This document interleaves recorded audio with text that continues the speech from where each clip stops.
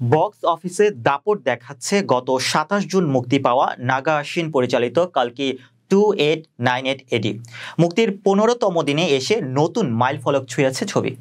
প্রভাস, দীপিকা পাডুকোন, অমিতাভ বচ্চন ও কমল হাসান অভিনীত এই ছবি মুক্তির ১৫ দিনে বিশ্বব্যাপী বক্স অফিসে ১,০০০ কোটি রুপি আয়ের মাইলফলক গড়েছে। কালকি তেলেগু, তামিল, মালায়ালম, কন্নড় ও হিন্দি ভাষায় মুক্তি পেয়েছে। ছবিতে প্রভাসকে ভৈরব নামের একটি চরিত্রে অভিনয় করতে দেখা যায়। দীপিকাকে SUMAT ওরফে সুমতি নামের এক অন্তঃসত্ত্বা নারীর ভূমিকায় দেখা গেছে।